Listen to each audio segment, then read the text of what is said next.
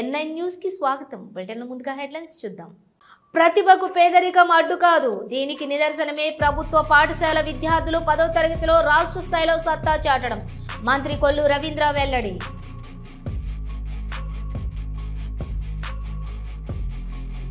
ఆషాఢంలో జరిగే బోనాల ఉత్సవాలపై అధికారులు సమీక్ష. హాజరైన మంత్రులు పొన్నం ప్రభాకర్, కొండ సురేఖ.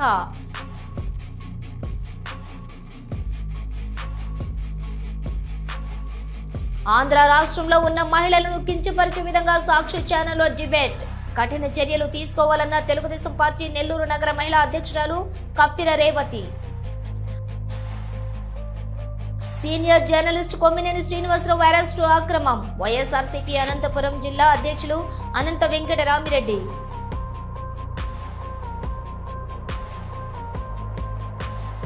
గాంధీ భవన్ లో అందుబాటులో ప్రజాప్రతినిధుల కార్యక్రమం. పాల్గొన్న Waqf board chairman Ajmatullah Hussain, Agros chairman Kasula Balaraju.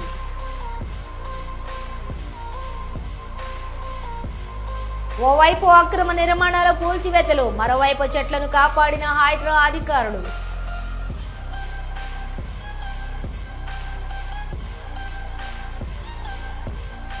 Tirumala Shri Venkateswara స్వామి వారిని దర్శించుకున్న సినీ రాజకీయ ప్రముఖులు.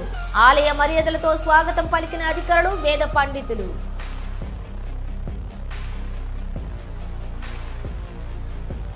ప్రతిభకు పేదరికం అడ్డు కాదని, దీనికి నిదర్శనమే ప్రభుత్వ పాఠశాల విద్యార్థులు 10వ తరగతిలో రాష్ట్ర స్థాయిలో సత్తా చాటడమని మంత్రి కొల్లు రవీంద్ర అన్నారు. 10వ తరగతి ఇంటర్ విద్యార్థులకు ప్రతిభ పురస్కారాలు షైనింగ్ స్టార్స్ ను అనకాపల్లిలోని ప్రదానం చేశారు. కార్పొరేట్ పాఠశాలల కంటే ప్రభుత్వ పాఠశాలలే మెరుగైన ఫలితాలు సాధించాయని, ఇందులో ఉపాధ్యాయులు, తల్లిదండ్రుల కృషి కీలకమని చెప్పారు. పేదరికం విజ్ఞానానికి, ప్రతిభకు అడ్డు కాదని నిరూపించిన విద్యార్థులందరికీ శుభాకాంక్షలు తెలిపారు.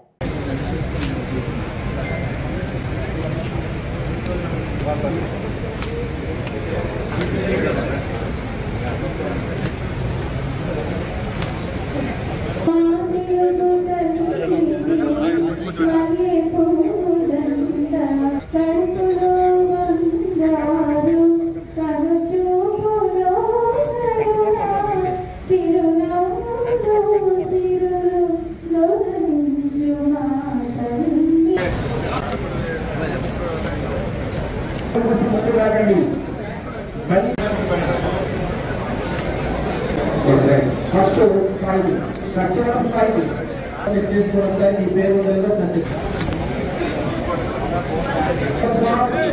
YSP Lakshmi medals, merit certificate, data మౌలిక ఈసీ Venkateswara college for girls Talapalem.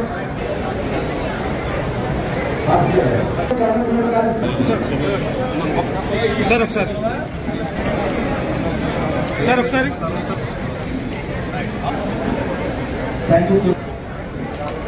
Hyderabad లో ఆషాఢంలో జరిగే బోనాల ఉత్సవాలపై అధికారులు సమీక్ష జరిగింది. తెలంగాణ ప్రభుత్వం దేవాదాయ ధర్మాదాయ శాఖ ఆధ్వర్యంలో ఆషాఢ జాతర బోనాల ఉత్సవాలు 2025 జరగనున్నాయి. ఈ అధికారుల సమన్వయ సమావేశానికి హైదరాబాద్ ఇన్ఛార్జి మంత్రి Ponnam Prabhakar, MP Anil Kumar Yadav, DGP Jitender, CP CV Anand, మంత్రి Konda Surekha, principal secretary Shailaja, Ramaiyer, endowment 3 కమిషనరేట్ల సిపిలు, డీసీపీలు, అలాగే పోలీస్, ఎండోన్మెంట్ అన్ని విభాగాల అధికారులు హాజరయ్యారు. ఈ నెల 26 నుంచి నెల రోజుల పాటు బోనాల ఉత్సవాలు జరగనున్నాయి. గోల్కొండ బోనాల ప్రారంభం, మొదటి పూజ జూన్ 26, జూలై 1వ తేదీ, బల్కంపేట ఎల్లమ్మ కళ్యాణం, సికింద్రాబాద్ బోనాలు, లష్కర్ బోనాలు జూలై 13వ తేదీ, బోనాలు జూలై 14వ తేదీ రంగం ఉంటాయి. అలాగే old city Lal Darwaza Bonalu July 20వ తేదీ, బోనాలు జూలై 21 రంగం జరుగుతాయి. బోనాలు ఉత్సవాలకు 20 కోట్ల రూపాయలతోటి ఏర్పాటు చేస్తున్నారు.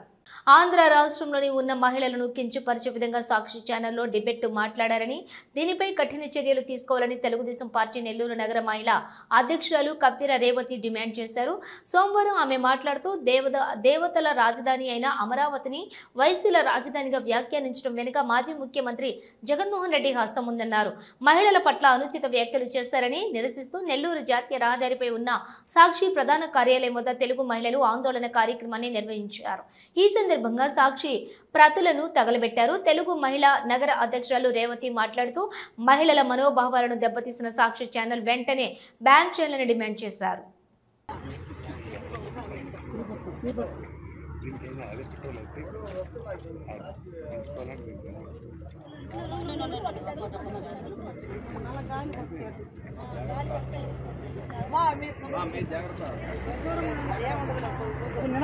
నా పేరు రేవతి, నెల్లూరు నుండి మాట్లాడుతున్నాను. నిన్నటి దినాన ఒక్క మహిళని కాదు, తెలుగుదేశం పార్టీ మహిళని కాదు, మా ఇంట్లో మహిళలని కాదు, ఆంధ్రప్రదేశ్లో ఉండే మహిళలందరినీ కించపరిచే విధంగా సాక్షి ఛానల్లో డిబేట్లో కూర్చోబెట్టుకొని ఆంధ్రుల దైవ సమానులైన దేవతల రాజధానిని వేశ్యల రాజధాని అని సంబోధించిన జగన్మోహన్ రెడ్డి అండ్ సాక్షి ఛానల్కి సంబంధించిన కోఆన్ టీముని కఠినంగా శిక్షించాలి, సాక్షి ఛానల్ని వెత్తివేయాలి. గతంలో 5 సంవత్సరాలు రాక్షస పాలన కొనసాగించి మహిళల్ని కించపరిచే విధంగా పురుషులతో మహిళలను మాట్లాడించటమే కాకుండా మహిళల వీళ్ళు మా మహిళలనే చెప్పుకునే విధానికి సిగ్గుచేటుగా శ్రీరెడ్డి, రోజారెడ్డి, ఇక విశాఖపట్నంలో ఒకటి నానా భాషలు మాట్లాడి మా స్థాయికి తగ్గట్టు మేము మాట్లాడలేని వంటి వాళ్ళని తీసుకొచ్చి ఏ రకంగా మాట్లాడిచ్చారో ప్రతి ఒక్క ప్రజలు కూడా గమనించారు. మరలా కొత్తగా ఈ మధ్య ఒక యాంకర్ను తీసుకొచ్చి నానా భాష మాట్లాడిస్తున్నారు. కొడాలి నాని అయితేమి, వల్లభనేని వంశీ అయితేమి, పేర్ని నాని అయితేమి, ఇక్కడ ఉండే పాలుబాయిన అనిల్ కుమార్ యాదవ్ అయితేమి, కాకాణి గోవర్ధన్ రెడ్డి అయితే ఏమి, ప్రతి ఒక్కళ్ళని మహిళలని విధంగా చూడకుండా ప్రసన్న కుమార్ రెడ్డి మా అధ్యక్షురాలు వంగలపూడి అనితతో కలిపి మహిళల్ని ఏ విధంగా కించపరిచారో ప్రజలందరూ. కరీంనగర్ జిల్లా గంగాధర మండలం కొండనపల్లె స్టేజీ సమీపంలోని అదుపు తప్పి చెట్టును ఢీకొట్టి బోల్తా పడిన ఘటన మంగళవారం ఉదయం చోటు చేసుకుంది. నిర్మల్ నుండి విధుల్లో హాజరయ్యేందుకు భూపాలపల్లికి వెళ్తున్నటువంటి ఎంపీడీఓ సుభాష్ చంద్రబోస్ కొండన్నపల్లె స్టేజీ సమీపంలోని అదుపు తప్పి చెట్టును ఢీకొట్టారు. బోల్తా పడింది కారు. అయితే అందులో ఉన్నటువంటి ఎంపీడీఓకి కుడి చెయ్యి, కాలు విరిగి తీవ్ర గాయాలయ్యాయి. స్థానికుల సహాయంతో కారు నుండి బయటకు తీసి చికిత్స నిమిత్తం కరీంనగర్ ఆసుపత్రికి తరలించారు. నిద్రమత్తులో ప్రమాదం జరిగి ఉంటుందని స్థానికులు అనుమానం వ్యక్తం చేస్తున్నారు. ఇంకా ఈ ప్రమాదానికి సంబంధించిన పూర్తి వివరాలు తెలియాల్సి ఉంది.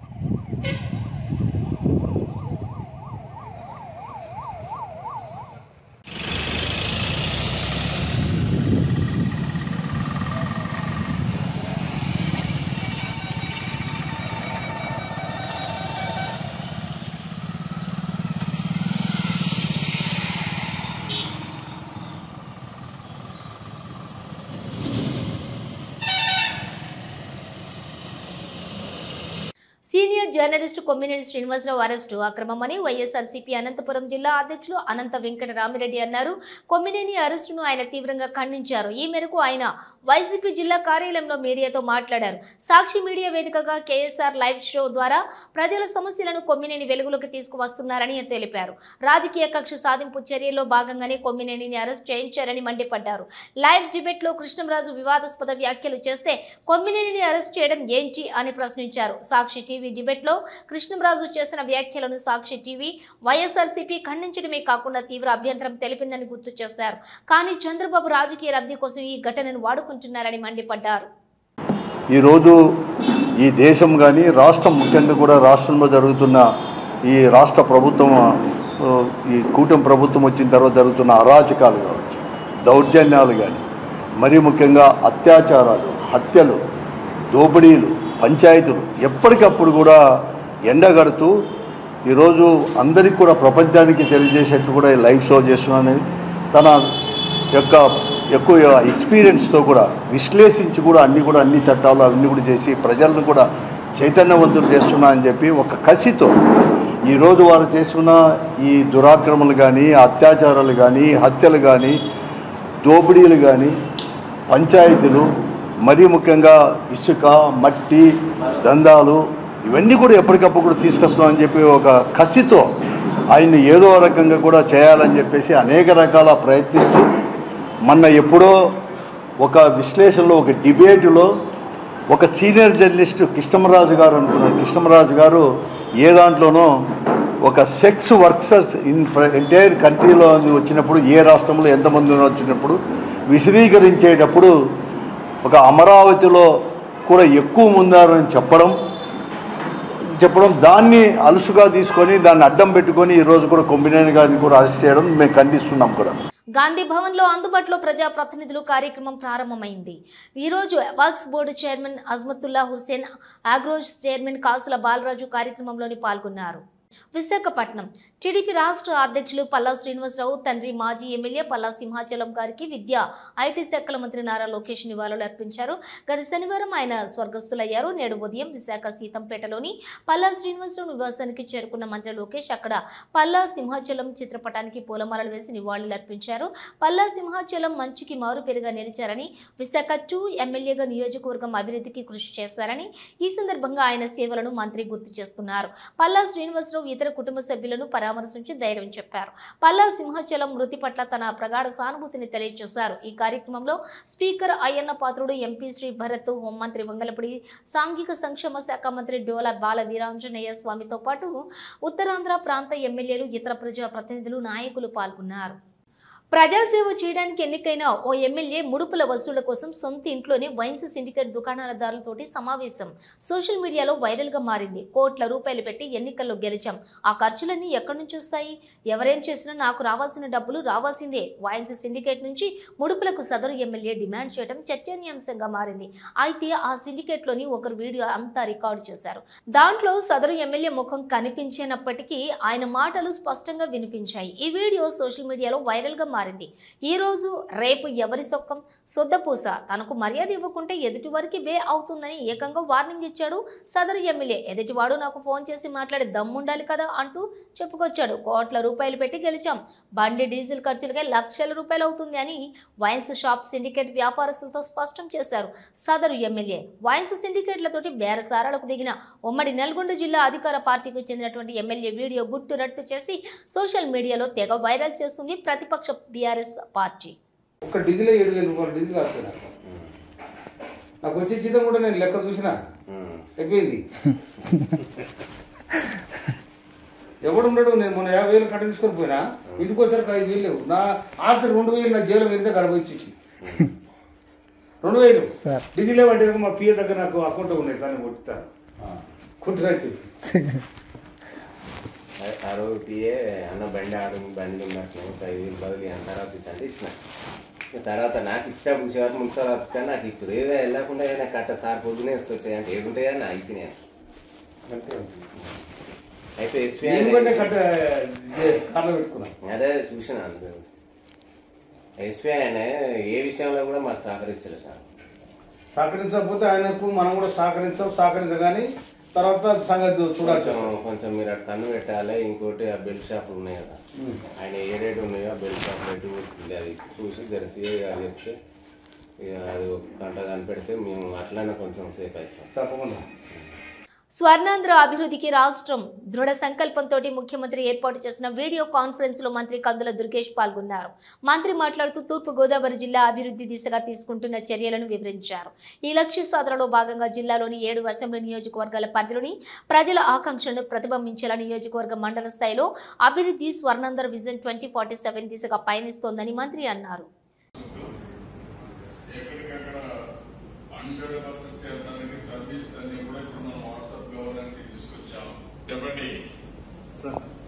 నమస్కారం సార్. ముందుగా ఒక ప్రత్యేకమైనటువంటి ధన్యవాదాలు సార్ తమకి. కారణం దేశంలోనే మొట్టమొదటిసారిగా టాప్ డౌన్ అప్రోచ్ కాకుండా బాటమ్ టాప్ అప్రోచ్ ద్వారా నియోజకవర్గాల్ని మండల స్థాయిలో కూడా ప్లానింగ్ చేసుకుని అభివృద్ధి చేసుకోవాలనేటువంటి మాట తమకు చెప్పినందుకు మేము మీరు ఇందాక చెప్పిన ఒక మాట ఫోకస్డ్ గా పనిచేయాలనేటువంటి మాట ఏదైతే చెప్పారు తమకు, అలా మేము ఫోకస్డ్ గా పనిచేయడానికి అవకాశం దొరుకుతుంది సార్. బేగంపేట పోలీస్ స్టేషన్ పరిపాలనా పరిధిలో హైడ్రా బృందం బేగంపేట టీటీఐ సమీపంలోని నాలాకు ఆనుకుని ఉన్న ప్యాట్నీ కాంప్లెక్స్ వద్ద ఆక్రమణలను తొలగించింది. ఈ పనుల సమయంలో ఒక అల్లానేరేడు చెట్టు మరియు రావి చెట్టు ప్రమాదంలో ఉన్నట్టు గుర్తించబడింది. సంబంధిత అధికారుల నుండి అవసరమైన అనుమతులు తీసుకున్న అనంతరం ఈ 2 చెట్లను వేటా ఫౌండేషన్ సహకారంతో విజయవంతంగా మరో చోటికి తరలించబడినవి. అల్లానేరేడు చెట్టును కంటోన్మెంట్ గ్రౌండ్కు, రావి చెట్టును బైసన్ పోలో గ్రౌండ్కు తరలించారు. తిరుమల శ్రీ వెంకటేశ్వర స్వామి వారిని సినీ రాజకీయ ప్రముఖులు దర్శించుకున్నారు. మంగళవారం ఉదయం వీఐపీ విరామ సమయంలోని ఏపీ రెవెన్యూ శాఖ మంత్రి అనగాని సత్యప్రసాద్, ప్రముఖ సినీ నిర్మాత సూర్యదేవర నాగవంశీలు వేర్వేరుగా స్వామివారి సేవలో పాల్గొని మొక్కులు చెల్లించుకున్నారు. దర్శనానంతరం రంగనాయకుల మండపంలో వేద పండితులు వేద ఆశీర్వచనం అందించగా ఆలయ అధికారులు పట్టు వస్త్రంతో సత్కరించి తీర్థ ప్రసాదాలను అందజేశారు. ఆలయం వెలుపల మీడియాతో నాగవంశీ మాట్లాడుతూ శ్రీవారి దర్శనం అద్భుతంగా జరిగిందని అన్నారు. సోమవారం కొత్త సినిమా ప్రాజెక్టులు ప్రారంభమయ్యాయని ఆయన అన్నారు. జూలైలోని విజయ్ దేవరకొండతో నిర్మించిన కింగ్డమ్ సినిమా విడుదల కానుందని, ప్రేక్షకులు కింగ్డమ్ సినిమాను ఆదరించేలా శ్రీవారి ఆశీస్సులు ఇవ్వాలని కోరుకుంటున్నట్లు తెలియజేశారు. తిరుమల శ్రీ వెంకటేశ్వర స్వామిని రాజకీయ ప్రముఖులు దర్శించుకున్నారు. మంగళవారం ఉదయం వీఐపీ విరామ సమయంలో Jadcherla MLA Anirudh, AP legislative assembly committee chairman Koona Ravikumar, Telangana శాసన మండలి డిప్యూటీ చైర్మన్ బండా ప్రకాష్, తెలంగాణ ఎమ్మెల్సీ అంజిరెడ్డిలు వేర్వేరుగా స్వామివారి సేవలో పాల్గొని మొక్కులు చెల్లించుకున్నారు. దర్శనానంతరం రంగనాయకుల మండపంలో వేద పండితుల వేద ఆశీర్వచనం అందించగా ఆలయ అధికారులు పట్టు వస్త్రంతో సత్కరించి తీర్థ ప్రసాదాలు అందజేశారు.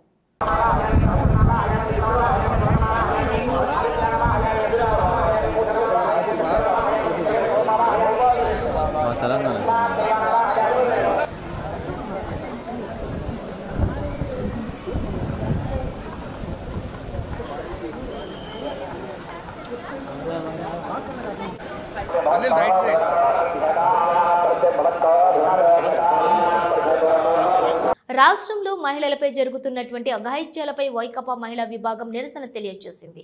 మంగళవారం నాడు తిరుపతి ఆర్టీసీ బస్టాండ్ ప్రాంతం వద్ద ఉన్న అంబేద్కర్ కూడలి వద్ద నిరసనకు దిగారు. కూటమి ప్రభుత్వం అధికారంలోకి వచ్చి సంవత్సరం గడిచిన మహిళలపై అత్యాచారాలు, అఘాయిత్యాలు, హత్యలను అరికట్టడంలో కూటమి ప్రభుత్వం పూర్తిగా వైఫల్యం చెందిందన్నారు. వైఎస్ఆర్సీపీ పార్టీ మహిళలు తమ నిరసనను అంబేద్కర్ విగ్రహానికి వినతి పత్రం సమర్పించి తమ గోడుని వెలిబుచ్చుకున్నారు. డిప్యూటీ సీఎం పవన్ కళ్యాణ్ ఆ రోజున మాట్లాడుతూ మహిళలను అన్ని విధాలుగా ఆదుకుంటానని చెప్పి ప్రస్తుతం పట్టించుకోకపోవటం ఎంతవరకు సమంజసమంటూ ప్రశ్నించారు. రెడ్ బుక్ రాజ్యాంగం అమలవుతుందా అంటూ ప్రభుత్వాన్ని ఎద్దేవా చేశారు. వెంటనే ముఖ్యమంత్రి నారా చంద్రబాబు నాయుడు స్పందించి మహిళలకు తగు రక్షణ కల్పించాలని కోరారు. ఈ కార్యక్రమానికి వైఎస్ఆర్సీపీ పార్టీ మహిళా నాయకులు మరియు కార్యకర్తలు, సామాన్య మహిళలు పాల్గొన్నారు.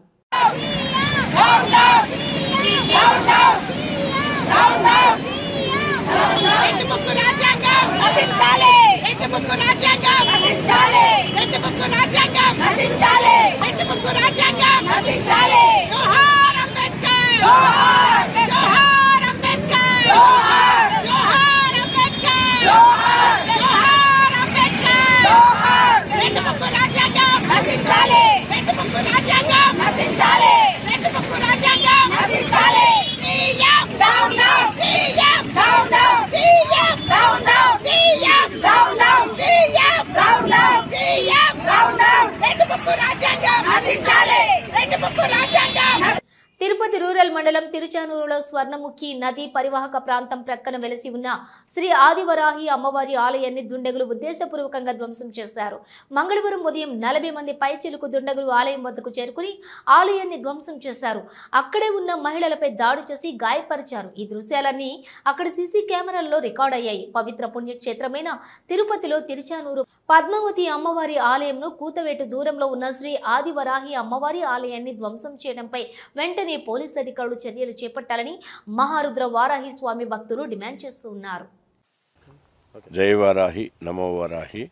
ఈరోజు ఉదయం సుమారు 8 గంటల సమయం అప్పుడు గతంలో వై రామిరెడ్డి మరియు వై మన్రెడ్డి వగైరాలు దాళ్ళు జరిగాయి. అందులో మేము స్పందనలో ఎస్పీ గారికి కంప్లైంట్ ఇవ్వడం జరిగింది. ఆ నేపథ్యంలో ఈరోజు ఉదయం 8 గంటలకి దాదాపు వారు ఇరువురు వారి కుటుంబాలతో పాటు 40 మంది గుర్తు తెలియని వ్యక్తుల్ని తీసుకొచ్చి ఆలంపైకి గడ్డపార్లతో సుత్తులతో ఆలయాన్ని ధ్వంసం చేస్తూ ఇక్కడ ఉన్నవారిని భయభ్రాంతులకు గురి చేశారు. నిజామాబాద్ జిల్లా బోధన్లో ఎమ్మెల్యే సుదర్శన్ రెడ్డికి మంత్రి పదవి ఇవ్వాలంటూ కాంగ్రెస్ నిరసనలు కొనసాగుతున్నాయి. బీటీ నగర్లో వాటర్ ట్యాంకు పైకెక్కి కాంగ్రెస్ కార్యకర్తలు నిరసన తెలియజేశారు.